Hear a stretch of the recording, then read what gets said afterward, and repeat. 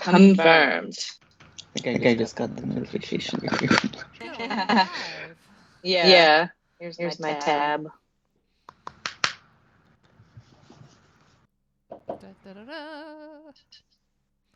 Welcome to Friday. Hello, everyone. I say that as like no one's here yet, but they will be. They will be. They will come. So, while we await the folks to kind of filter on in here, how are you all doing?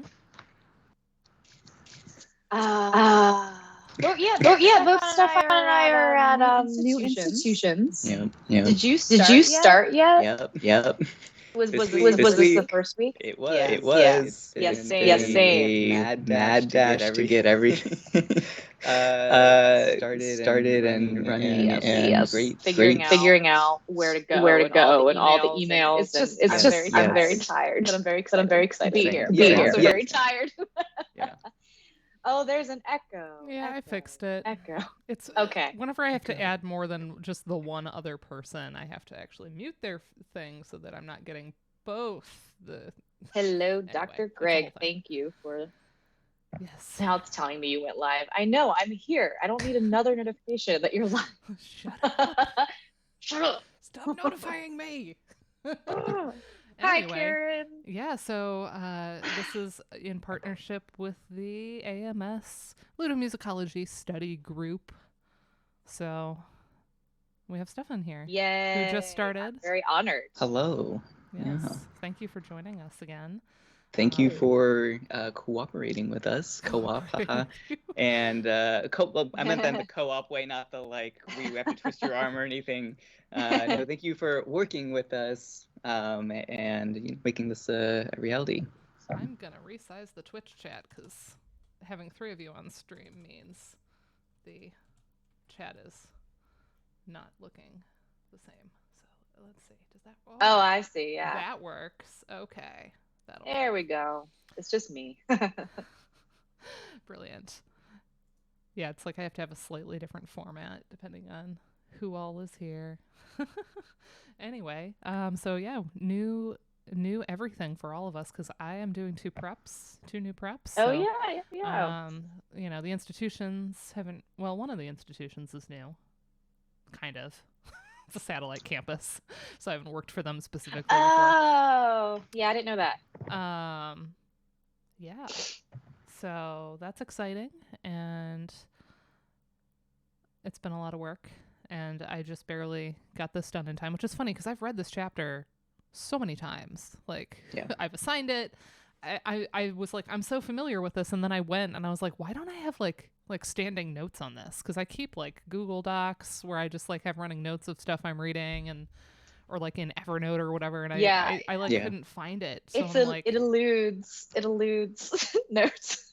So that was me yesterday, right after our stream. I like quickly reread and took notes on the chapter so I could build this PowerPoint. That's amazing. What kind of coffee do you have? Important questions. This was refilled from Calvin's Coffee House on campus at FSU, which is I feel like a lot of campuses have a basement coffee house that's like in a church or like in the seminary. This is one such place, like very good, but this is actually, the coffee is not theirs. It's like a refilled from my house, which is Lucky Goat beans. I don't know. We bought some beans, some local roasted beans. We have a grinder. We do the whole thing. So yes. Love it. I'm rocking brown sugar oat milk creamer in my coffee. Homemade, of course. Apparently Lucky Goat is incredible. Yay. Welcome, people know things. Welcome, tired grad student. That's very relatable. That's mood. That's relatable. That's all of us. Tired grad student, tired prof, tired adjunct. I know. I think I'm always a tired grad student. Like that's true. I don't care how. It doesn't matter if you finish. You just remain tired. Yeah. Yes, that is very true. Well, so this is the, I don't know how, 4th or 5th thing that we've done with AMS. Ludo study group. Stefan, would you like to just briefly introduce us? I know you said you had some words here. Oh, right. I did have some words. Julianne doesn't know this is coming, but I wanted to. I can't wait. Want to give a little spiel. It's very short. Don't worry. That's I actually have it written out because I didn't want to just like ramble. So this is like a kind of personal anecdote, right? So this was actually one of the first papers I saw at my first SMT back in 2015. Yeah. So I remember being totally blown away by the panel as a whole. I think Will and Steve also presented on it. Yeah. But Julianne's paper was totally eye-opening for me and showed me what music theory could be, right? So then in early 2016, I saw that for my first NACVGM I was going to be going to, I was on the same panel as Julianne. Oh, yeah. Yeah. And I had a mini freak out as that was my first conference paper as, first year master's student. Yeah. And I was going to be presenting on the same panel as like this amazing UChicago scholar. But Julianne has always been very kind to me in dealing with my like nervous introduction. It was like, hi, I'm Stefan. Your work is so amazing, blah, blah, blah. She even shared this presentation or the presentation version of this with me around that time so I could cite it and incorporate it into my own work. And you'll see this in various places. I frequently cite either the chapter or previously the presentation. I was especially thrilled when this piece came out in the Green Book. And just wanted to give that personal set of anecdotes to give a sense of why I love this chapter as much as I do.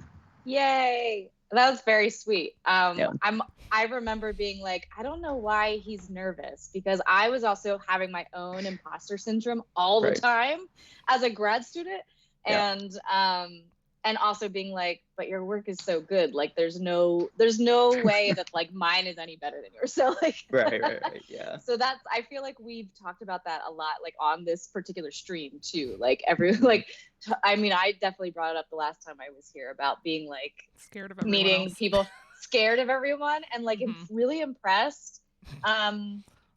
And then it's not like that really goes away. Like I'm still really impressed by people, but it's just fun to kind of look back on and see like how the community is built from fear.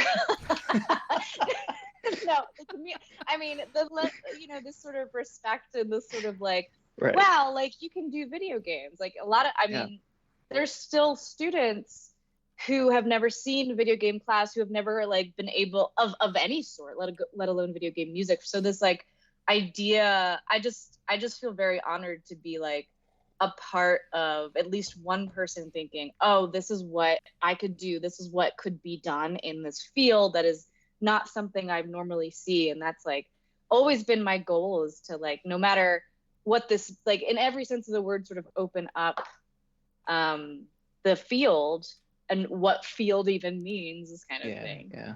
So I'll shut up. But that, I appreciate it. Yeah. So much love. Oh yeah, I remember being blown away by. I saw this at NACVGM because I wouldn't have gone to SMT that year, but I saw the NACVGM version and I was like, holy moly. Yes. So here's the citation for everyone with the first page that I like to scan in. Music in the time of video games, Spelunking, Final Fantasy IV, in music in the role-playing games, Heroes and Harmonies, edited by Will and Steve, 2019, Green Book, as we affectionately This was my first publication that wasn't like a book review. I had one review before this, and this was like my first.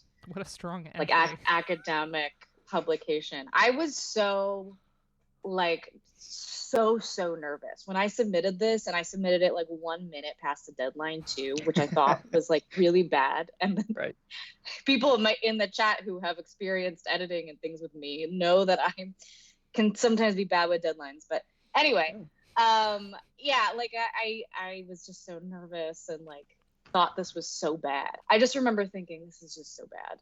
But now I look back on it fondly, and I am happy to chat about like my struggles with this particular piece. I do want to hear where this initially came from.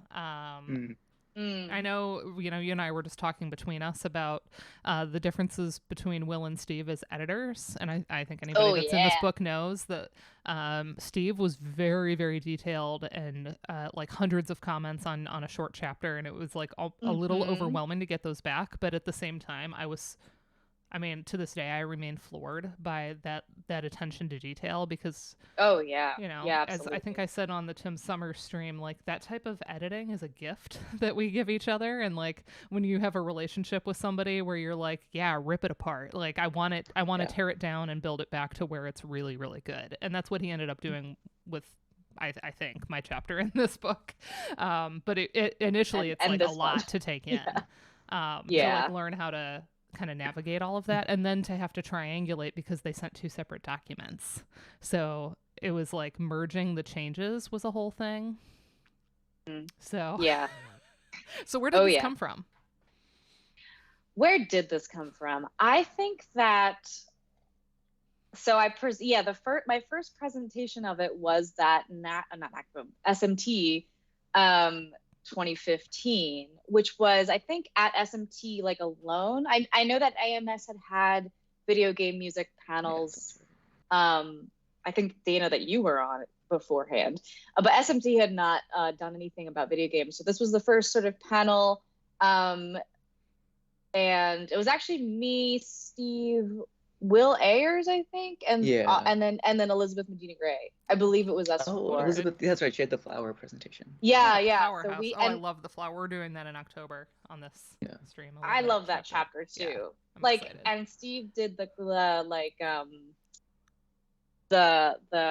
my god, my brain. Was it the overworld / that was a little later, but the one with like the transformational kind of diagrams, but like also overworld and like Ocarina of Time and like how like tonality. It was like so fun. Like it was just so fun. And I think Will did his like Batman stuff. But anyway, there are too many Wills. There are too many Wills. And a lot of Maries as middle names. A lot of Julianne, Karen, and I are all Marie middle names. We're all Marie. Oh, really? Ryan is now Ryan Marie. Ryan is an honorary Ryan Marie. So yeah, Pete, you haven't. There we go. Will is here. Okay, one of the 12 Wills is here. Well, you figure you can have a William, you can have a Will, you could have a Bill. Bill. When we have a Bill. We do have a Bill. And we have a Bill. So we have a Bill. So you kind of run out of iterations, You just call someone by their last name. We need a Liam in this field, which I think we do. I think we have had a Liam. We have. But anyway, actually, this is really irrelevant. Like so we're just gonna. Williams, it's gonna be you 5 gotta like coordinate this. But Where did this come from? And like not just like random out of my ass. It was this chapter. It was something I was thinking about for my dissertation, and it kind of. There's a chapter on time and narrative, but mostly narrative. And so this was me being like, oh, I should do temporality in games because I think RPGs, just the fact that you have a battle and then that's like in the same place, but the music is so radically different, and also the screen's often radically different, like not Chrono Trigger, but like in these sort of most of these 90s. The music really shifts, and so you get a kind of different sense of time and a different gameplay mode. But I was like, time has to be implicated in there somewhere, and I don't know. And I read and I cite Jesper Juul's Time to Play, which is in a book, but it's also online, like for free, on his website. There's a lot of Juul stuff is really accessible, which I love. Yes. And like short and accessible and like interesting. And he's doing these, and that's where my diagrams kind of come from, like are borrowing from his sort of style of different temporalities in video games. And I'm like, well, as I've said before on this stream, I'm like, well, he doesn't talk about music. So boop, there you go. So I always suggest read stuff that doesn't talk about music, that could talk about music. And there you have a paper, and there you have an article, there you have a conference paper. That's my Dragon's Lair chapter that I just finished. There you go. As I was doing it for the animation book with Lisa, because nobody proposed a chapter on Dragon's Lair, and I'm like, what? This book has to have that. So, I kind of pulled the chapter out of nowhere. I didn't really have an idea, but then there was MJ Clark released an entire book on it in June, like weeks before I needed to have this thing like done. And so I was like, crap. So I had to like redo the entire chapter, but the entire book, he never mentioned music. And there you go. Because he's from like an English background, and so there was a lot of like narrative and interactivity, really interesting stuff on interactivity. And I was like, all music actually supports a lot of the things that you say in this book, but I also didn't want it to just be here's the book plus music either. So I kind of took it a different place. But yeah, like that can be a really interesting thing to look at, like how game studies has approached some of the same topics. Yes. And like then thinking about like, how does music complicate this or add to it or subtract from whatever they're saying? So that's kind of what like how I ended up writing this was like this sort of, well, what about music? So that was it. Cool. Let's get into it then. And you can maybe you mentioned struggles. So. Oh yeah. I love talking about failure and struggles and like, why this was hard. I think just like thinking like a big topic like time. Like I was in like this like the Stanford Encyclopedia of Philosophy online. Like I was like reading about time on that website. Like I was like, I need to read everybody who's ever written about time. And like that, I mean, that's a perennial like problem is, you start with a big idea and you're like, I'm not sure how to take it. So let me read. But then you're like, oh no. The topic is too big for the chapter. Topic is huge. Narrative, which intersects with time, but not always, is in like every field has its own thing. And so I'm like, I got to read everyone who's written about narrative in music. I've got to read about everyone who's written about narrative itself, and then narratology. It's the own thing. Then also narrative in games and media and other media. So like comparative media. So not just video games. And like, I tried to cite as much as possible, but like, man, I was so overwhelmed and so nervous, I think, because again, it's my first sort of publication that like, I would have these huge gaps that people would be like, you should have just cited this person, or this person would really help this. And I saw that as a negative. Whereas now I'm like, if someone wants to take my chapter and add to it because there's someone else they read, that would be amazing. I would love that, like to build out from whatever this nugget of stuff is, rather than thinking I have to read everybody. I have to be the one to talk about everything in this like 15-page chapter. But now I'm just like, here's something. If you have something else to say, great. Let's collaborate, that kind of thing. What a great way of reframing that, because I have that same citation anxiety in my own work where I feel like, the imposter, like fraudulent, like just wanting to make sure that people know that like I've read a lot.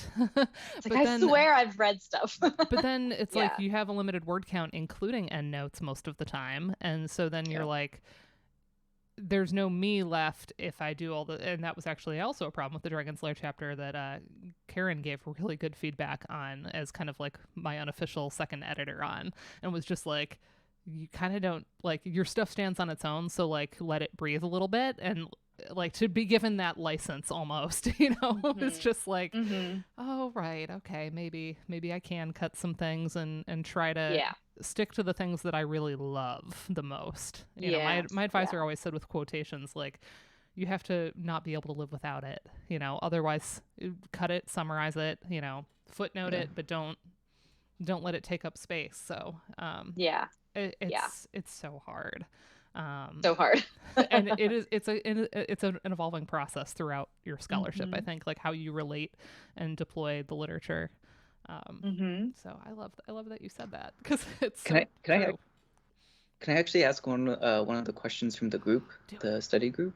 So it's I'll read the question out loud because it's stands on its own, but then I can maybe clarify a little bit. So question is, so the voice in this chapter is so you. How do you manage / balance writing clear and fun prose while also maintaining theoretical intensity and perhaps a loaded word, but rigor. Did the editors comment on this at all? And so I guess the question that came to my mind based off of this then is, how did the editors take this, or take your approach to saying, like, I need to cite all the things? Did they say, scale it back? Did they say, okay, maybe include this? Or, just what was that kind of process like? Mm-hmm. That's a great question. Although I resent the remark that that my voice is not rigorous. No, but I understand what you. Yeah. It's approachable, but I'd say. Yeah. There's laugh out loud moments in this chapter. Like, yeah. So I first of all, on that point, like, I just highly recommend, as much as you can, writing for yourself. And then, like, as in the editing process, yes, you can, like, the editors will be like, what is happening here? I was really, we talked about, like, Steve in particular ripping apart these chapters, but even then, neither of them really had remarks about my voice or my tone. And I appreciated that, because I knew that it was a little, what one of my committee members once called my writing too breezy. I was like, that's funny. Like, just a little bit, like, needs a little bit more tightening, needs a little bit more seriousness in some way. I'm like, breezy is nice. I don't know. But I have gotten from various folks, so not really Will and Steve, but various folks, like, comments like, you should make this a little bit more serious, or they change, like, my advisor would sometimes change my wording, like, specifically, but then I would just change it back and just see if we didn't notice. That's amazing. Everyone's so busy. Are they really going to notice? They're going to you need to graduate. So are they going to really pick it apart that much for grad students here? Anyway, I am just rambling way too much. But I do have to do, a lot of my first drafts are almost like I'm texting with myself, like, really just like a conversational. And then I kind of start back and I'm like, well, some stuff needs to be, because that's not always clear itself, like a conversation. It could just be me rambling, without like a nice thesis or anything. And then I do try to add back in, and I think not as much this piece, but more recent pieces. I think this piece is a little bit more through composed, but more recently I'm like, no, there needs to be a thesis statement where it's like, this is about this. And there needs to be like a clear intro and clear conclusion. Whereas this is a lot of a kind of a meta sort of approach to, like, narratives of reading and stuff are happening here. So I was like just having fun with that. But I think in a typical article, especially if you're going to assign it and like students are going to just look for, learn how to read an article. This is what this is about. Sometimes you just do need that kind of raw clarity. But yeah, I think I like to sort of challenge what people assume theoretical rigor is in terms of writing style. Is it always like, what does that really mean? Where is clarity there? And when we also talk about clarity, what are we talking about? A certain audience? Like, this isn't a music theory specific book overall. Like, it's not just for theorists, but it's an analytical chapter. Like, there's chord names in there and stuff like that. Like, it's not incredibly intense, but there's a certain amount of jargon, and there's a certain amount of things that you might have to look up if you haven't like taken a class on these certain things. But that is all to say, I do try to aim for not just adding in theory, like analysis for the sake of being like, I'm a theorist, I'm a card carrying theorist, I need analysis. Like, it needs to have a transcription, it needs to have all these chords there. If I have chords labeled and they're not saying anything, like there's no reason for it, then that's not anything. Like, that's maybe preliminary work, but not for the actual. It's like a homework assignment. Yeah. So, and absolutely. I think as a student, since I wrote this as a student, I was transitioning from that mindset of like, I need to show everything I know to like, but this is actually like an academic piece that has a point, and it's not graded. It's not like, here's all the things I have to do to show that I can graduate. It's, here's this piece and here's my idea. And so switching that mindset, a lot of a lot of that work is happening in this particular chapter, me kind of struggling through that. It's so interesting to hear you say that, because to me, this is such mature writing. It's so mature, because you don't see this kind of personal voice really coming in for a lot of younger scholars. I'm very much throwing myself in there. Like, I still kind of hide behind like that very terse prose sometimes.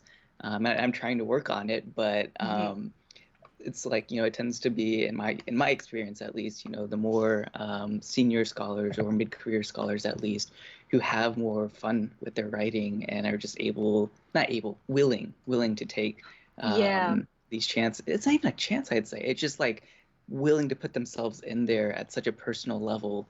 And yeah, I mean, to me, again, it's like, it's very much a mature style of writing based off of that. So yeah.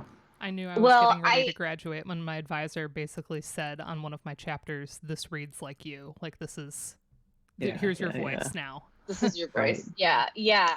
I actually developed my voice out of I'll admit it, I was like, I don't think I'm meant for grad school, and I don't think I can write in the typical way. Right.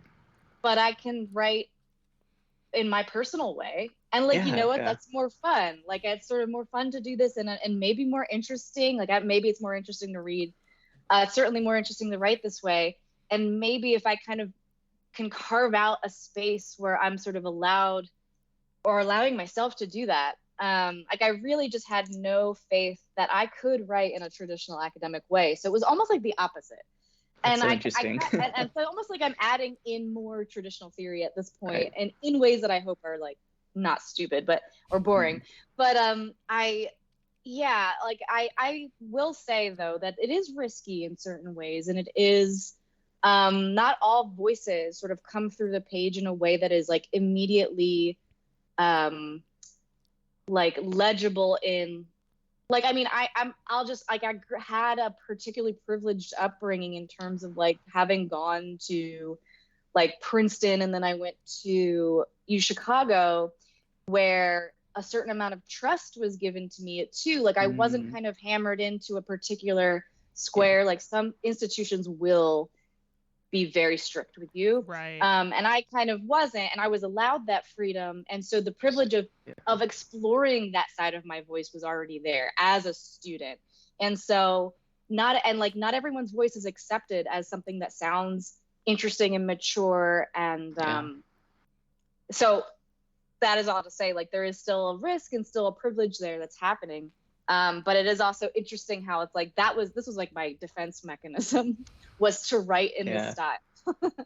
Yeah. And that's also where like the editorial relationship and conversation, there's a trust that you place in your editors too, to like say, help me let this come through the right way, and not let, some of the moments where it's not working, like help me iron all of this out so that it has a nice balance of both. And that's where like you're going to get very different perspectives depending on who your editors are. But the hope is that, it's this like really beautiful conversation. That's how I've approached, now that I have the first book almost under my belt here. Editor.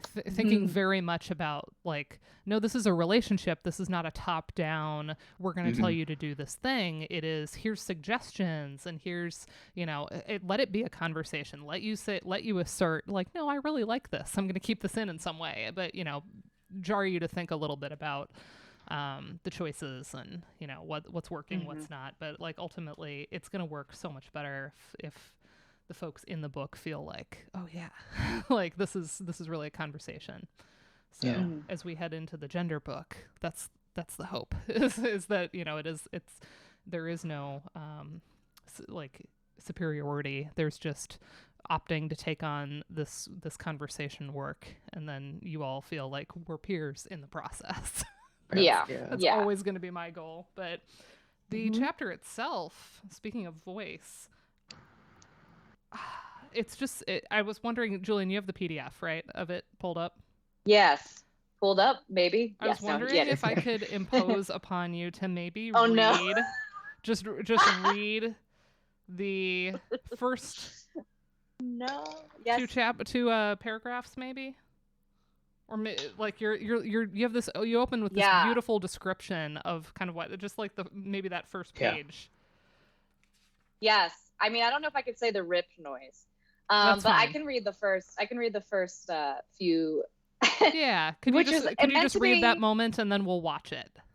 A little bit tongue in cheek, but because I do mention it later, but it does open this way. Okay. Yes. You find your party in a misty, damp cave with no clear way forward. There's music playing. A dance? At a moderate pace in triple time, a harp bubbles upward in waves as strings and flute outline a glistening melody. An easygoing strum of a bass guitar and a drum set's tapping hi-hat seem to keep it all together from disappearing in a wisp. With trepidation, you follow random paths through the dark labyrinth until, and then the rip sound, a sound slices violently through the music's shimmering veil. With the harp and flute gone, the strings ascend in a wild flourish, leaving behind a trail of minor thirds. The sleepy bass and drums now awaken to action, pulsing even eighth notes in a quicker tempo. Can I stop? Yeah. So, and it goes from there, but it's this really beautiful, just like you just kind of get lulled into the chapter. It's a really neat, like, kind of drops you in the middle in media res. Yes. Right? Yes. It just drops you into the moment of play, and whether or not you know the game, you're like, oh wow, I really know what's going on here. And it's such a good description of what's happening, and sort of like these transitions that players might take for granted if they've played this game or a lot of Final Fantasy games, a lot of RPGs, where you're like, oh wow, yeah, there's like a lot of different things happening here. The writing is just, again, very vivid. I started to like write it down, and I'm like, I'm just gonna see if she'll read some of it for us. I was just like, can I stop? Yeah. So you open with this, and then just so we are all on the same page, here is what that moment is. Come on.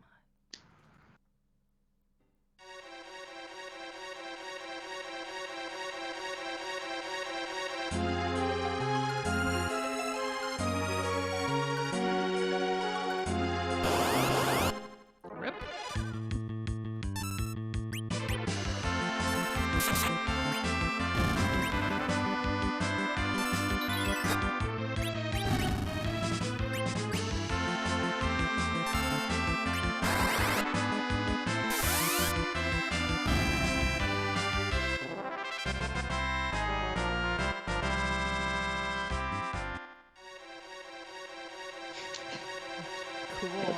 There it is. So you can see all of the cues there, kind of in order. So we have Into the Darkness, and then we get the rip sound, then we get Fight One, and then we get the victory fanfare, and then back again. And the way that these can kind of interrupt each other at any point in the loop, and how jarring that can be. So really common moment. We shift in and out of battle with music, and it's a framing device signaling where we are and what our actions are. That like the one is clearly like mystical and misty, and like there's that exploration of the cave versus, okay, now we're fighting. And now, we're gonna do these strategic fighting commands. It's not like an action game, but certainly there's a different mode and there's an urgency there, and the music is setting this all up for us. So I called this your thesis, although there's a later point that I'm like, thesis 2, Electric Boogaloo? I don't know. Yeah.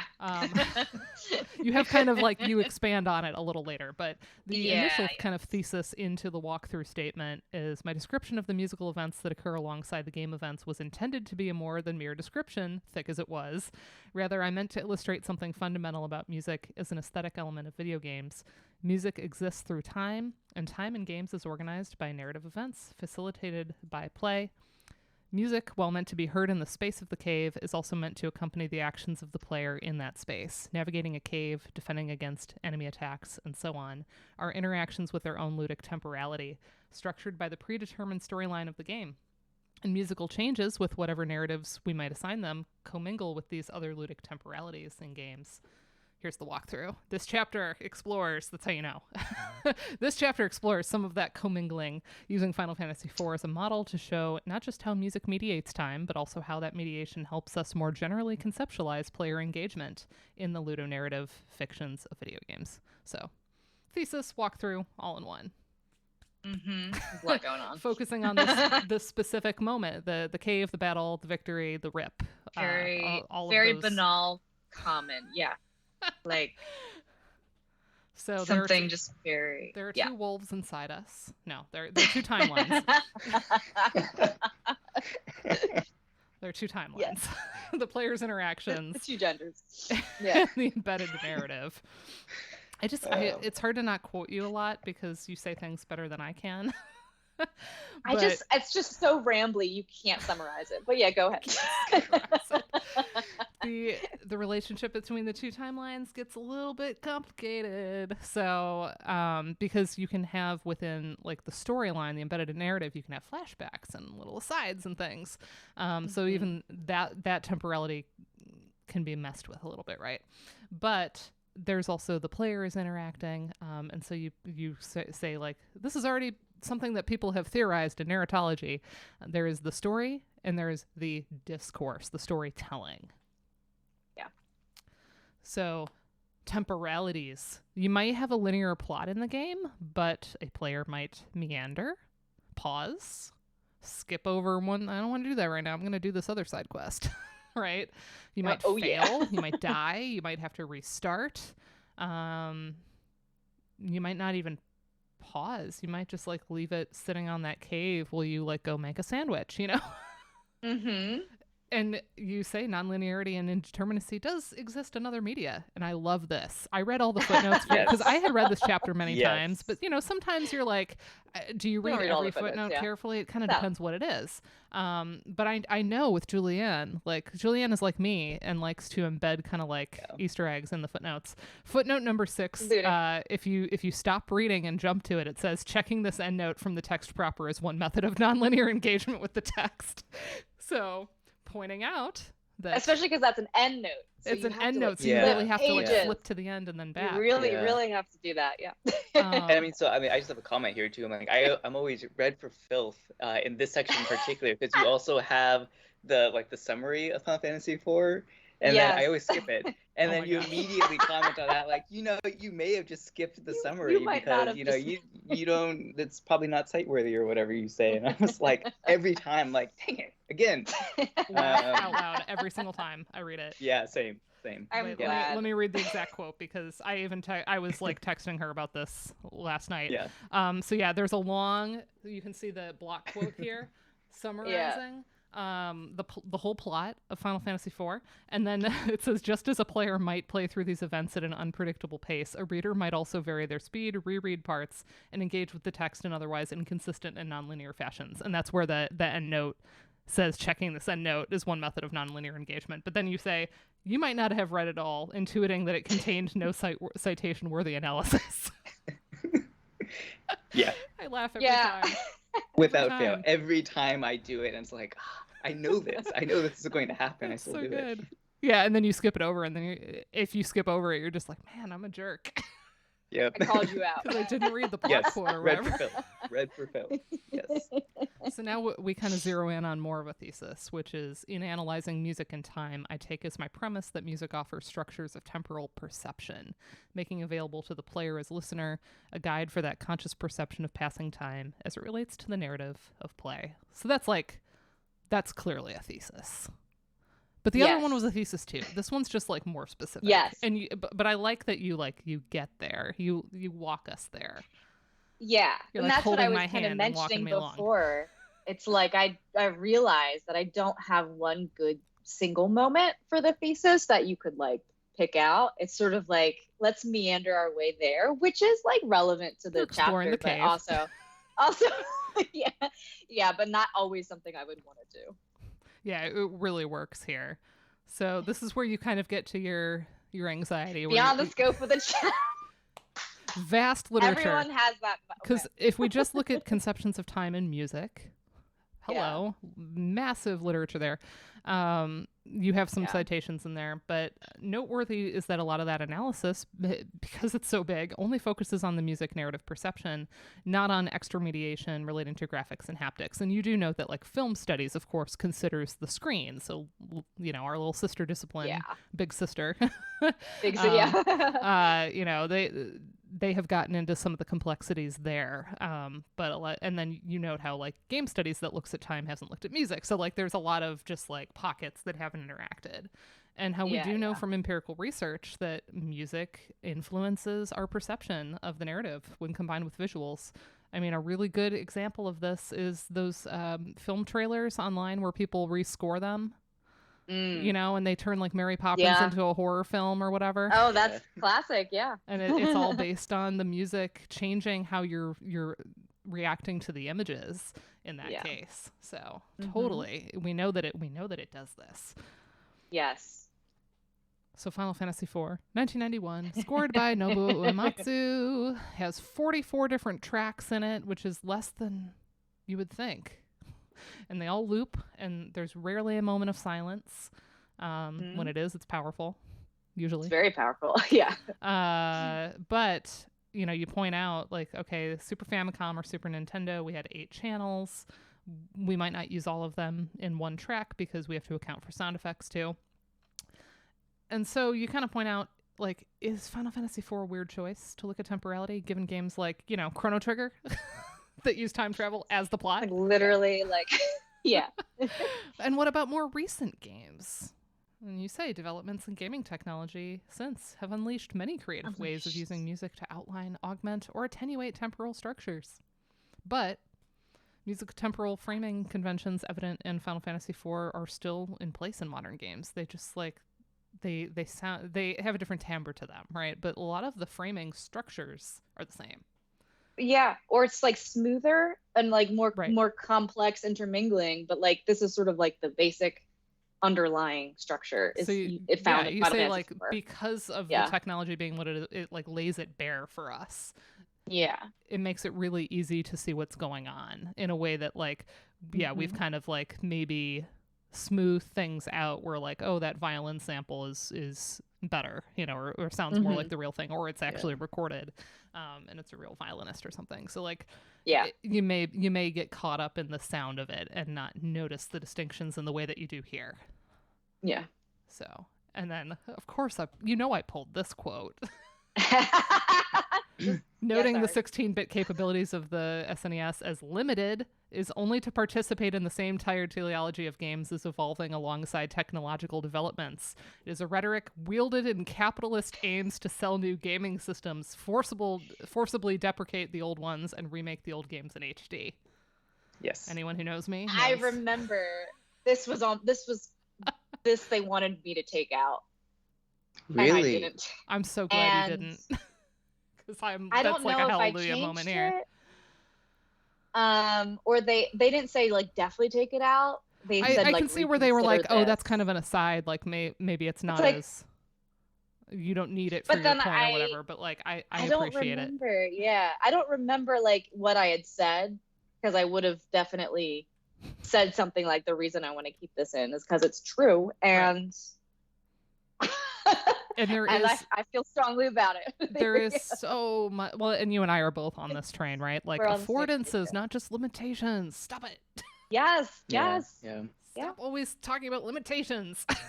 I say this as a disability scholar who works in limitation through my whole career. That's my through line. But at the same time, like you don't have to do it as a negative, you know, like, oh, if only they had more channels or like whatever. Like these things were cutting edge at the time, and you know, especially this jump from the first 3 for the Nintendo or the Famicom up to the Super Nintendo or the Super Famicom, like this is not being viewed in terms of limitation. It's an opening up of possibility. So anyway, we know. We know this kind of statement is always going to fly well with me. So of course I pulled it. I wrote bravo. Yeah. Because So, time and game studies. Despite music being a temporal phenomenon, a lot of people haven't looked at it when conceptualizing game time. So, let's bring these things together, right? So, we have Reale utilizing a narratological kind of story discourse type divide in playtime, which is the actual time the player is interacting with the game, and event time, which is the in-game narrative. So you might spend 3 hours in a cave, but maybe to the party in the cave, it takes minutes, or you know, you could be walking across the world map, and maybe that's years to them. Like you're grinding, you're gaining levels. Maybe that's years of time. We don't know. Yeah. It is one interesting kind of ludonarrative dissonance in a lot, and I think I've talked about this with you, Julianne, is like the world is ending. Let's spend all these hours grinding, getting our level up. Yes. Like, are you just like wasting like years when the world is supposedly just about to end? When Zelda is like holding Ganon still for you, and you need to go fight him, and you're just like, no, I just want to pick flowers. Yeah. For hours. Yeah. Anyway. So like that's kind of a weird time thing, but we just accept it. Yeah. We're like, okay, I'm gonna get my party up to. I'm gonna have all my Final Fantasy VI characters learn Meteor or whatever. Yes. Meanwhile, like Kefka's blasting people from his tower, like. And it's fine. It's fine. We'll get to it. We'll get to it when we get to it. It's on on the to-do list, right? So like already weirdness with time. So here we have some beautiful images that Julianne made. I did not make them. I copied and pasted them out of a PowerPoint that was sent to me. This is from Time to Play, adapted from Time to Play 2004. So there's playtime, event time, and we have these two timelines running. And you'll notice that FPS first-person shooter games tend to have more of a one-to-one mapping. You press A, it shoots, right? And that makes sense given a game that's based on like reaction time and you know, precise action. Yeah. So cool. Press A button, shoot missile. It's pretty much synchronized. There's your sync. It even copied the animation. I love that it did that. Yay. RPGs open up that ratio, though, because of things like fiddling around in menus, delays in the battle between selecting the action. Maybe you're, okay, cast the spell, and then you see them kind of like mumbling the words, and then it actually casts. The exploration in the cave, you say, is a little bit more like a one-to-one correspondence. You press up, your party moves up, but the transitions create interesting pauses in the time, and the battle has a different mapping. So... select fight, select ice 1, attack, cast spell. Beautiful. I forgot that I had the sprites in there. Yeah, I know. That's why I copied them in, because they look so good. They're cute. They're so cute. Little Rydia. Yeah. That's the same thing, but just I had edited it a little bit.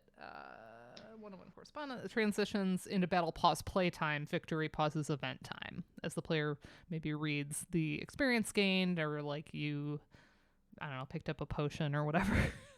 Is it potions in Final Fantasy IV? What are the like health tonics potions? Tonics and potions? I don't remember. I know that's in 6, but like it just goes. Is it like cure 1 items? I don't know. I don't remember. I don't remember exactly. You're picking up your elixirs or whatever. Yeah. RPG time. You can, of course, fiddle in menus while you're exploring the cave. You can like re-equip everybody. Maybe you just got something in battle and you can equip it now on someone. But the overall mapping is closer to the one-to-one. And then you note here how Final Fantasy IV introduced a mechanism that was patented as active time battle, or ATB, which makes the timing even more complicated because the combat events, the timings are based on the character stats, what equipment you have, if you have any status ailments. And so the mapping can be influenced by these variables, and that's why you don't get like this exact like microsecond like timings. Because it's going to change at every given moment in the game depending on what's going on in your party. Which, and this is cool, this is from the presentation. You actually have the images pulled from the patent. From the patent itself. I just thought it was so fun. U.S. Patent 5390937. Hironobu Sakaguchi and Hiroyuki Ito. So you can see the whole thing here. Figure which 3. Gives you the time arrows, which I liked, because it's sort of like, seems real. Yeah. It's like my analysis is real because I also use an arrow for time. Yeah, you can see like command, input, enable, command, input, in progress, active preparation time, command decision, action, standby time. Yeah. All that. This really is cool. This is the part in the presentation when you gave it at SMT that just blew my mind. I was like, oh my gosh, she brought in patents and stuff. This is ridiculous. This is what gave me the motion imposter syndrome. And it's like, even better than just Google this patents, image. is that I in the that original one. patent, Yeah. they have a drawing of it, and then you're like, oh, look, bad guys, good guys, bad guys, yeah. good guys. It's like exactly the same. Very cool. Because for SMT, it was an audience that maybe have never seen this before, so I had to say bad guys are on the left, good guys are on the right. You know, you break it down for the audience. Right beforehand was like the opera people or something, so they probably knew, but ooh, hello. I didn't know that was going to autoplay. I mean, I like it. But, so here again, just so we can get a sense of like, there's the delay in battle. This is kind of an example of that. Yep. So select. You hit fight. You're fight. Waiting. Select. Fight. Yeah.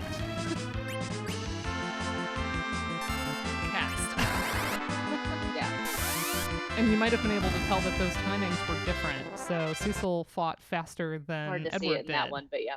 Yeah. And Rydia, you know, her spell I think took the longest. Yeah, once it's a little bit more complex, like this is a early game, but a little more complex, those spells can take really long. Yeah. So other people are fighting. Yeah. Yeah. Like other people will go in front of you and fight while you're like still casting. Or certainly anyone who's played like Final Fantasy VIII knows, man, those summons. So much is happening while you're just waiting to summon. Yeah. So music complicates this timeline. You're like having music run in between, like, okay, we already know that there's a divide here between fight and attack, select dice 1, cast spell, but like, what is the music doing during all of this? So you point out, of course, music is a temporal medium, right? So there's like tempo and rhythms that can imply time, but also I love how you say arpeggiation, you know, oscillating triads. You describe these as musical metaphors of motion as change over time. Oh, so good. And then you detect two forms of musical temporality: affective and narrative. So the affective is the intra-musical workings of each cue that bestow a feeling of motion and time. And then the narrative relates to the game events through synchronized musical changes. So like feeling versus like actual sync, like the music starts and this happens and the music ends and it ends. Yeah. And the affective is interesting because like it may not relate at all to like what's actually happened, right? Like you could have a sense that something takes a lot longer than it actually did, or, you know, it can really mess up your sense of time. So the affective dimension is really cool. So cave versus battle. Into the Darkness is kind of the cave theme. Fight 1 is the battle. Fight 1 because there are other fight themes, right? Boss themes. Fight 2. There's fight 2. There's boss themes. There's super boss themes depending on some folks get their own boss music if they're real special in these games. So anyway, fight 1. They're in different meters. Into the Darkness is in 3. Fight 1 is in duple.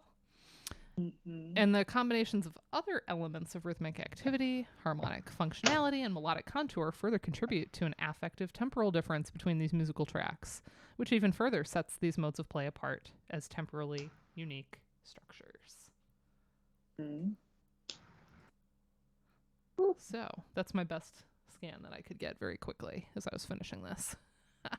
So Into the Darkness from Final Fantasy IV. I'm not going to play the track independently. I don't want it to get like weirdly, I don't know, stopped. But we did hear it already. So let's like walk through a little bit of what happens in this actual track, right? So that's my chapter. That's not your chapter. Hold on. We both have transcriptions in ours. All right. So we have the 4-measure introduction and the strings. And which is like kind of atemporal. Yeah, and you say it obfuscates key and time, which kind of fits the title Into the Darkness, because it's going between like a G flat major triad and a C major triad, which are a tritone apart. Yeah. And you're like, this could be heard in F minor as a Neapolitan predominant chord, G flat, to the dominant C to predict F, but then the oscillation attenuates any cadential pull toward F. So this is my music theory coming in, I guess. Yeah. And then we do land in F minor when the cue proper starts, but you point out like it's this really cool depiction of the like darkness of the cave that we are going into. So, then the loop proper puts us in F minor, but there is a strong pull from G flat as the upper neighbor throughout. And then we start getting the clear triple time. We start getting the all the motion of these these rising harp arpeggiations. Yep. Giving us that kind of activity and motion. And then we have harmonic and rhythmic grounding happening in the bass. And then, you know, everything is just giving us these narrative musical tropes associated with darkness. And then you have a footnote about that.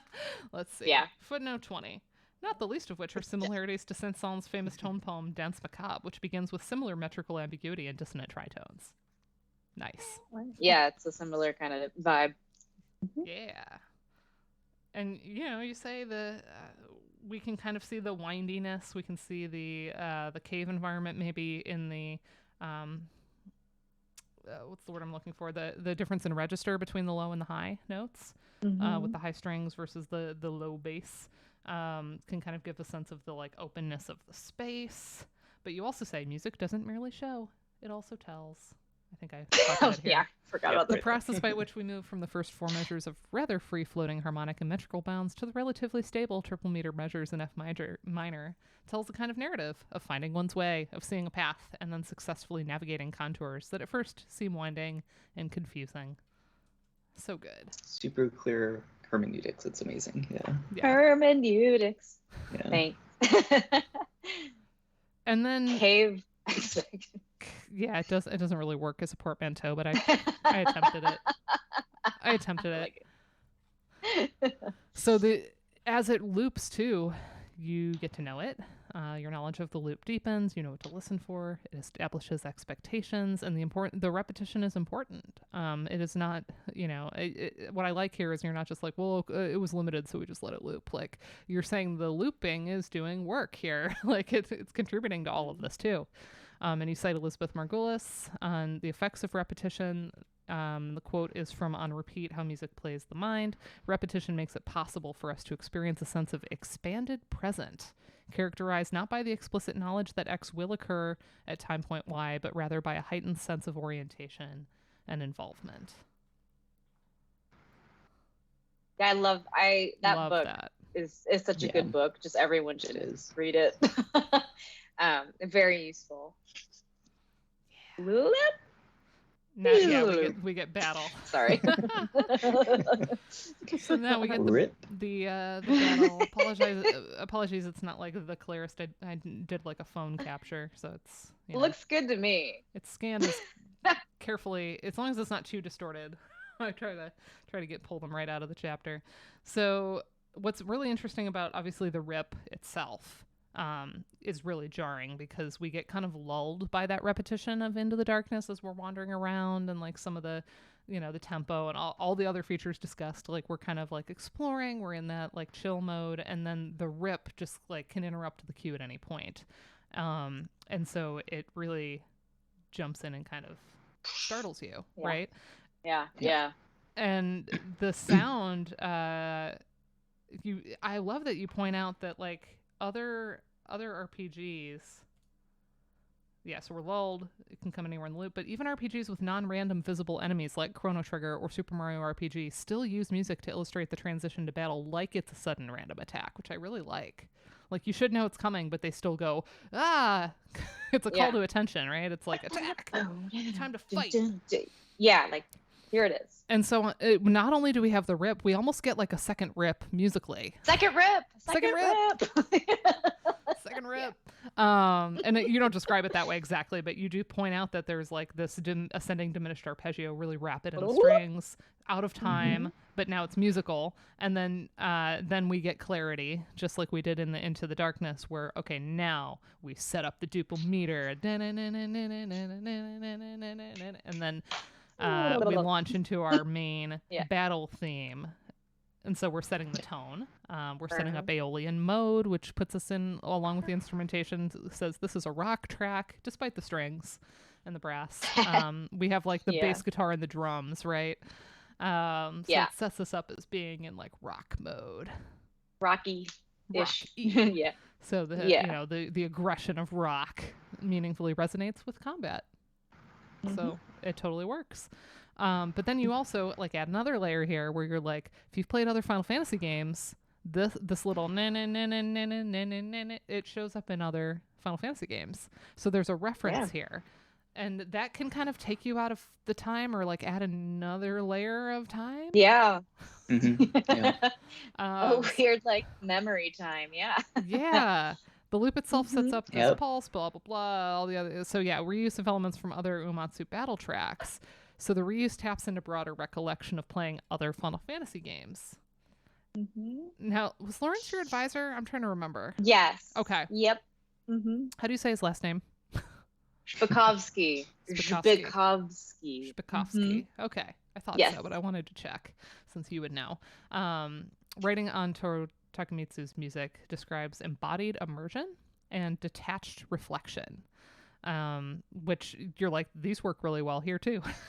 We can connect the motion of battle to action and physical motion, so there's our embodied immersion. But then when you go, oh yeah, this is in Final Fantasy VI, or, this is in the other Final Fantasies that I've played, you can get put into a detached reflection mode by recognizing the reference while all the other temporalities are happening. Yes, there's too many things with time. Too much time. Too much time, but not enough. And that ends up being useful for games. Hooray! The detached sense of musical time. Yeah. And that also takes us beautifully into the victory fanfare. So that's like in all the Final Fantasies. And then usually what follows it, that's where, like, in some of the later games in particular, this part can be different. But we usually have at least that part. I sometimes will sing that to myself, like if I have a personal triumph, and I'll do the arms in the air, how they're like, woo! Yeah. I've done that in real life. Oh, absolutely. Like, who hasn't? To myself when I've had a minor victory. So, what do we got here? It's also an interruption because it can stop the battle track at any point, but it's not as jarring as the rip because you've seen the last enemy get destroyed, so you know it's coming. So you can predict it. And so not only do we have the detached reflection from, oh, hey, this is in other Final Fantasy games, that like recognition moment, but you kind of stop paying attention to this because you might be reading the experience and the items that you gained, like all the stuff. So you're reading the text on screen. You might not be paying a lot of attention to here. And it's a pretty short loop that's kind of it's just going to keep looping. It's the same cadence over and over again. What is it? What do you call it? An Aeolian cadence or something? Aeolian cadence. I call it the Mario cadence. The Mario cadence. Yeah. Claim it for us. I have, I mean, that's what I use in writing. It's the Mario cadence. Yeah. For Sparta.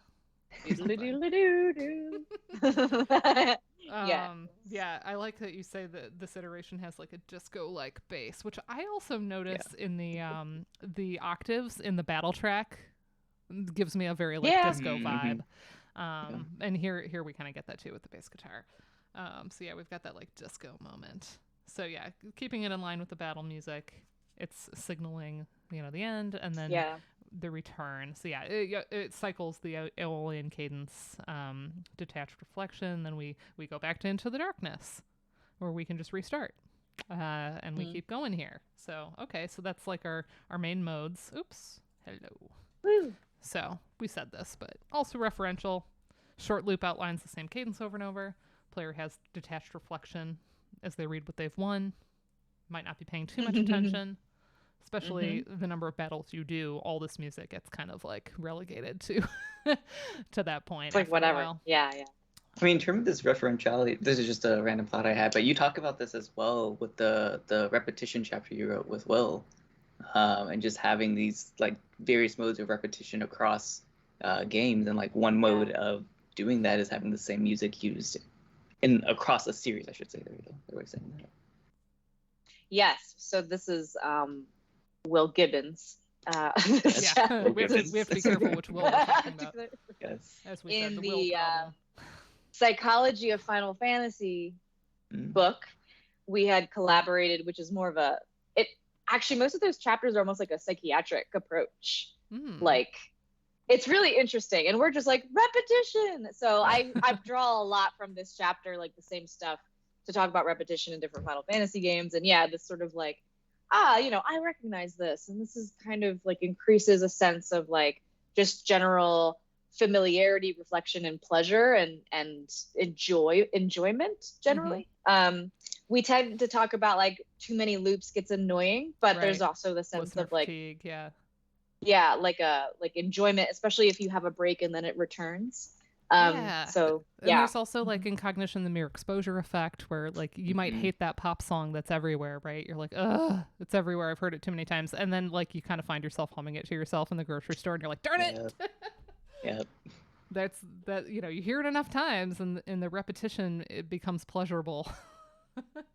And you like it in spite of yourself. Hi Andrew, welcome.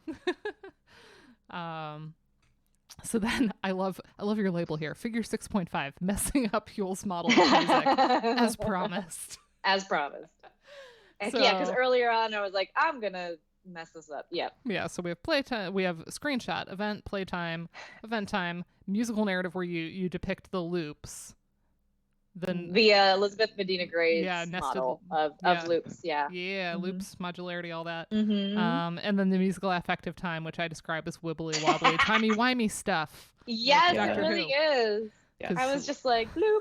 Bloop, bloop. You're like, and then whoa, and then whoa. Whoa. That's really what it is, like, for real. It's like you're on a roller coaster. And like this is like the sudden stop at the top of the hill before you go down or something. Yep. And then you do a loop-de-loop at the fanfare. Yeah, anyway. I know it's fun. Now, notice how many more lines there are to mess up the model. There were 2 lines in Yule, and now there's a bunch. Yeah. Now I'm just like, yeah. It's a good diagram. I'm a fan. And you point out it gets messy. So does this kind of ludic temporality account for the player experience? ? And Yule references Csikszentmihalyi, our favorite flow theorist, who wrote the book Flow. Psychology of Optimal Experience. Called Flow. Which a lot of video game folks latch onto because it sort of describes the ways that time really gets messed up when you're doing something you enjoy, like a video game, and you're like just in the flow of it. Wonderful stuff. If you haven't read it, it's on my bookshelf. I'm not going to go grab it, but it's a good book. It's very readable too. I think it's got a nice. It continues to be very influential because it's just very citable. Once you learn how to say Mihai Csikszentmihalyi. Once you look up the YouTube how to pronounce. Yep. So Yule mentions this, accounting for like the temporal experience, and then you also come back to it too, that flow is achieved when there's a good balance between challenge and skill. If the challenge is too much for your skill, maybe you're playing, I don't know, Dark Souls, and you're not a good enough gamer, you get frustrated and you aren't going to enter flow, right? But if it's too easy, you also can't enter flow. So it has to be kind of growing with you, where you feel like you're gaining the skill in the game as you play. So a player's perception of time in video games is not solely a function of their enjoyment of the tasks.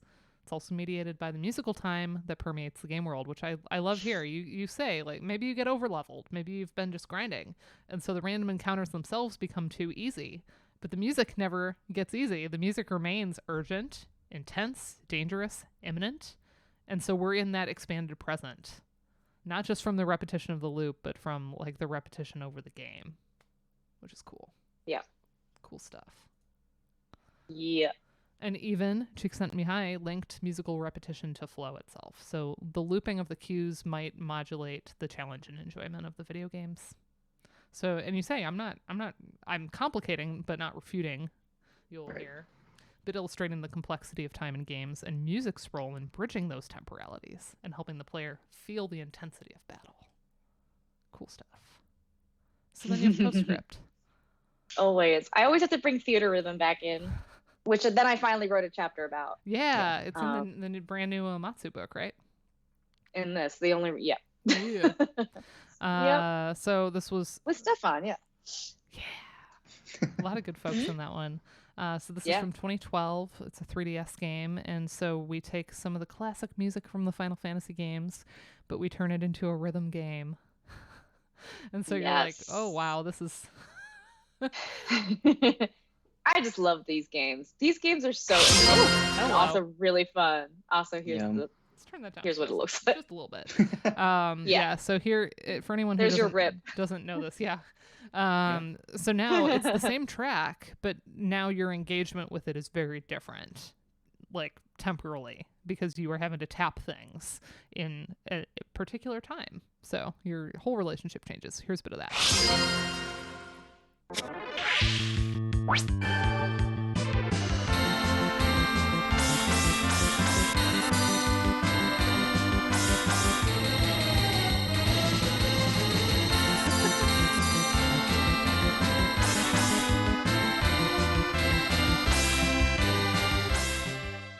I love the da da da da da da da da. And you have to tap everyone. Yeah. It's so fun, though. It's so fun. I love that. And Julianne, I think, disagrees with me as to that sounding very like mariachi. Like mariachi. Mm-hmm. It's the brass. It's the little brass. We like fight about that. Yep. I'm waiting for Mariachi Entertainment System to do that track. Have they done that? Then I'll buy it. I don't think they've done this one. They've done Terra from 6, which is kind of a fun one. They've done Castlevania stuff, really good stuff. But I'm waiting for it because I think it would sound so good. I'll put a plug in. I know a few of them. So yes, say I have someone who has a request. Yeah. And it would make her so happy. So no one believes her that it sounds mariachi.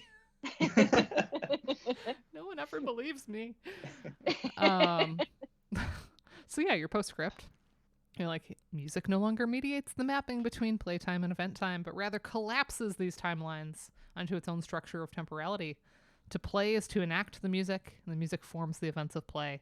In this way, Square Enix seems to capitalize on music's ability to not just mediate the temporalities of play, but also to inscribe it, to link itself inexorably with a player's experience of a virtual world. I should have cited, or quoted, I should say. I should have quoted this in the dissertation, because there's a section where I talk about this a bit more. But, well, then I won't read it. Okay, understandable. The less people who read it, the better. So that's what I always think. That's a lot of people say that. Still gonna read it. Some threatening you. People have like assigned bits of mine, so I'm like, oh what? Yeah, I've assigned yours several times. It's so wild. Bits of yours, not the whole thing. It does mean I need to get that book proposal done. That's on my by the end of the year. I'm hoping to have that out. So we'll see. I'm getting there. Actually, thanks to Julianne and I this is a fun side note. Julianne and I are in an app together. It's called Habitica, and it is like the RPGification of your to-do list. Yeah. So instead of just making like a note on your note app or whatever, you can have to-do lists, which include nested to-dos, which I appreciate because like I like breaking down a task into all the components instead of just being like write the chapter, being like, okay, what are all the components of that? But there's also, it gamifies, like if you're trying to like drink more water, you can like tap a thing and get like experience points for, I drank a glass of water or whatever. And then there's also things that you're trying to do every single day.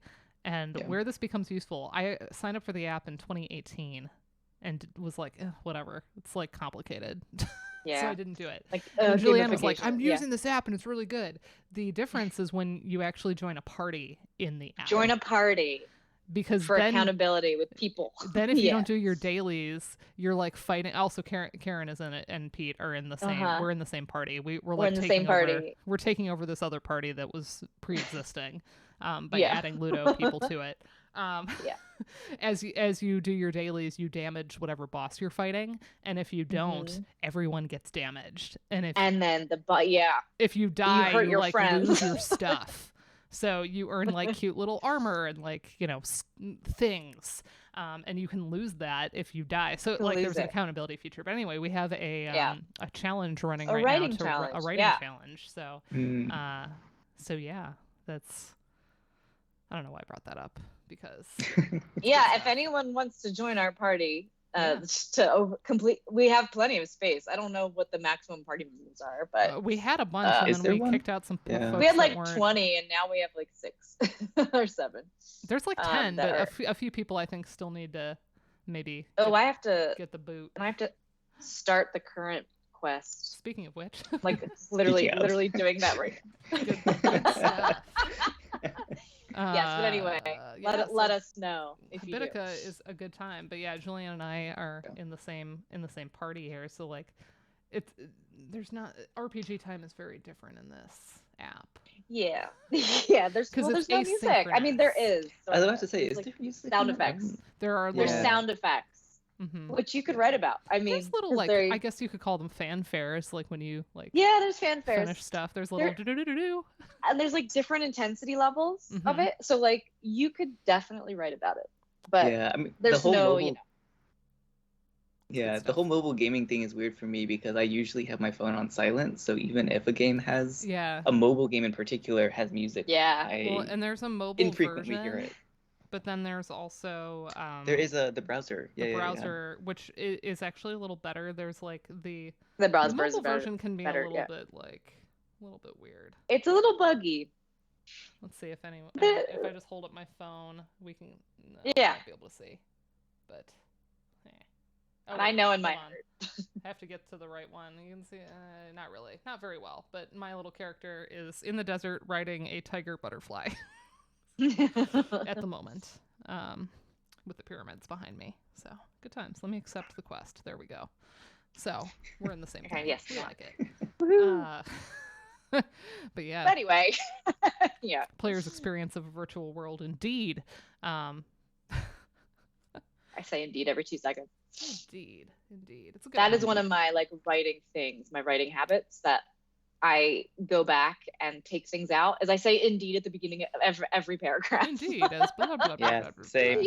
Yeah. Yeah, and that's where a lot of the art is in the editing, because you should just let the writing happen, let it flow, and it can be really hard if you're the type that wants to edit as you go. I have that tendency a little bit, and sometimes I just need to turn it off and just okay. Go. Yeah. Just go. And then do a lot of that edit. I can watch for, did I use the same word in 2 sentences, where it jumps out. Doesn't obviously there are words like game or music that sometimes you can't help but use in 2 sentences, but if you use indeed twice in a row, that jumps out in a way that can impact the flow of the reader. Yes. So, stuff that. Yeah. Were there, Stefan, more questions from the group that we want to? Yeah, I mean, so there are 2 at least. So let's go with this one first, I guess. We've talked about this a little bit, but I guess listen for the second half of the question. So the view into narrative and musical time in Final Fantasy IV is fascinating. Have you found other games with similar trajectories, or better yet, in this part, any examples that are close but diverge from the experience pattern after setting up these musical expectations? Ooh, that's a good question. And I would kind of be eager to hear what other people think too.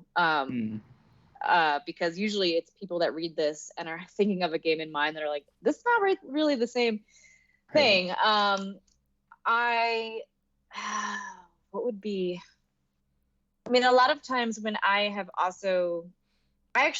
don't think I've assigned this myself in my classes, but I know other people have, and I've talked to those students, and they're like, well, what about a game, anything that has continuous battle, right? And then moment, is there a sense of, I guess I mean,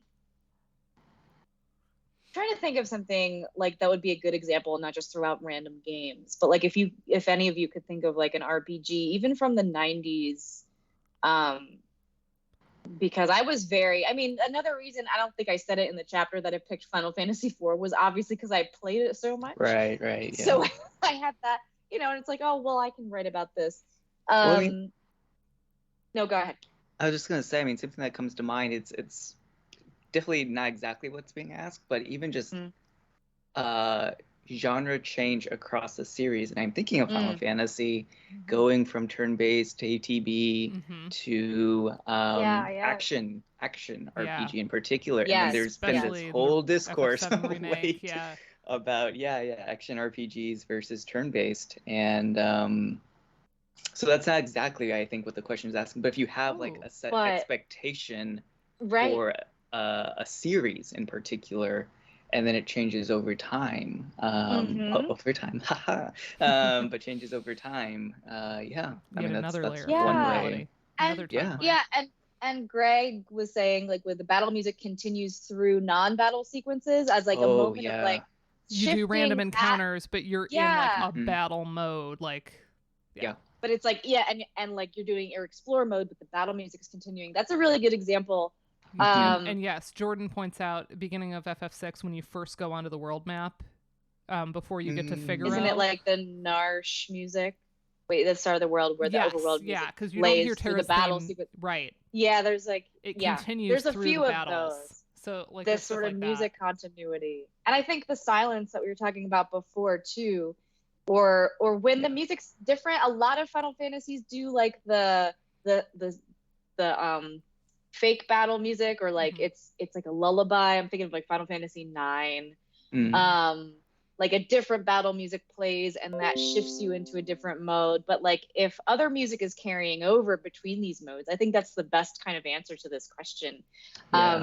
Because you're really situating yourself temporo-spatially, like a little bit differently. And I think that not automatically, but kind of inherently puts you into almost like, no matter what you're doing, I feel like that's such a narrative thing, like a sense of like, whatever I'm doing right now, I'm not grinding, I'm not wandering around. This is like this is what is happening in the game. Like the time is like more collapsed in that way because it's different. Whereas everything else, like as you go through these worlds and these situations, you have music implementation, like this is happening because you did this thing. But when that shifts and it's like kind of forcing something a little bit different on you, you know that it's more of like the design coming, like a design forward moment versus a player forward moment, and therefore it's more narrative. So even though battle seems like the most ludic thing ever, if the battle music is playing while you're not doing battle and it's more like a battle narrative situation, that still feels like heavily narrative. So I would say that, like, so thanks for bringing that up. I think that's like a pretty good example. And I think the biggest thing that's maybe changed over time, even in games that still do more of like an active time battle kind of mode, is the rip isn't as jarring. Like the transition has really softened and become more subtle. We're like, and we know this because of the ways that like algorithmically, we can manipulate. We're like, oh, you're getting close to a danger zone, so we're like aligning the two, or we're like adding a new layer as you're approaching danger. So you might go, oh, I don't want to do that right now, and you walk back and it goes away, or you decide to go into battle and then all the other layers get added in. So like that piece of it has made it. Again, the seam isn't as clear, but we still have the distinct modes. Which is why a game like this really helps lay bare, like, those are all still there. We just may not notice them in the same way if we're playing, like, The Witcher, right? I mean, just briefly, if anyone's interested in this idea of the rip or the shattering, as he calls it, Stephen Armstrong's written about this in his JSMG article, Tune in Sound next and Grind. Month. We're going to do that chapter. Perfect. Or that article. It's so good. It's so good. We had to reschedule. That was going to be 2 weeks ago. It was the first time I've canceled since I started the stream. And I don't think I told anyone why. The reason I had to cancel, and actually worked out better because Steven was turning in final grades for a summer course, so we were both like, oh, this actually works better, we'll do it in September. But the reason I had to turn it down, or had to cancel it, was because I got 24 hours notice to do string arrangements for Machine Gun Kelly for his concert in Cleveland. Oh, wow. So because I had like no time to get those, and I had to be like back and forth with the producer to like make sure that they lined up with obviously the version in a live show is not the version that was released as a radio, edit or whatever. There's transitions, theatrical elements of like, okay, MGK is going to go off stage and come back on, or like, you know, change costumes or whatever. So like there's stuff built in. So like there had to be a back and forth. So I was in like constant communication with the folks, and it was a group of high school chamber musicians that got to join him on stage and actually play. Oh, wow. And so they needed it in 24 hours turnaround, because I had done they were going to play before the show, like in the lobby hanging out. Because he's from Shaker. He's actually from like the Cleveland area. Oh, okay. And so he was like, he contacted Contemporary Youth Orchestra, which is a local ensemble. They do a lot of like pop music. It has to be written in the last 100 years kind of thing. They contacted them to be like, hey, do you have some students that could do like a little pre-show 15-minute set? And Ben was the co-director, contacted me and was like, hey, could you just do one MGK song, and then what else do you have that's modern, you know? So I did Emo Girl just for string quartet, and he played it for MGK and his producer when they were out to dinner, like on the Wednesday before the show, and they're like, we love this. So I get a call being like, could you do 2 more songs so that the kids can join them on stage on Saturday? I was like, wow, maybe. Woof. So I had to cancel because I was like busting to get that done. But it was really cool. Some of the video footage that they captured, it was like unbelievable. But yeah, it's really exciting when I get to do arranging. So good times. That's why I canceled. I meant to say so on Twitter and like post the video, but I forgot because I was then moved from that into course prep. So yeah. 2 new less courses. Glamorous. It's pretty fun, but but yeah, it's kind of neat. A lot. It's neat. Like it's not like I got to meet him or anything, but it was cool to know that like he liked my arrangement and everything. And that's like, so cool. Yeah. And then, you know, it wasn't just like, oh, here's the kids off to the side. Like he was like standing in the middle of them. Like they are like, they could touch him. It wasn't like, oh, here's the little high schoolers off to the, like, it was really, really, he made them a feature. So how cool for those kids to get to do that. 50,000 people in that crowd. Very cool. And I didn't get to go because I had a gig. I didn't get to go to the concert where my own things were because I was playing somebody's wedding. So good times. It's a busy season. A lot of weddings getting rescheduled from COVID. So, yep. I know people that are doing 3 and sometimes 4 on a single day. I'm not doing that many. Oh my God. I'm doing a lot of arranging for those ensembles. So yeah, it's really fun. Sorry to talk so much about myself. I didn't mean to. I just wanted to explain why I didn't. Just vibing. We're gonna do the battle in JRPGs article. Is my point. Stephen and I have been in contact. Armstrong. We're gonna reschedule. It'll be in September, I think. So that's coming up. September. The 21st. Yes. Yes. I don't think is the 21st a Friday. I don't think it is. Not this year, anyway. Probably not. Yeah. Nope. It's a Wednesday. Nope. Oh, that means in seminar I can play September for my students. There you go. And they'll just look at me like. Just like, can you just start class?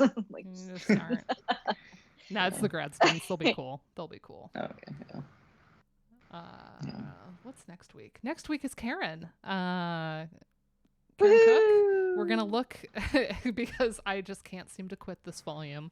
We're gonna look at Karen's chapter in this, which is the things I do for lust, humor, and subversion in the Bard's Tale. The Bard's Tale from the Green Book, because that is a personal favorite of Karen's.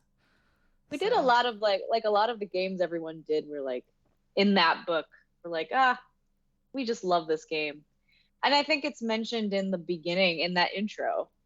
I think Will and Steve are like, yeah, a lot of these, like, we wrote these because we, like, played these games and loved them. Except for me. I wrote about a game I had not played as a child because it was not released here.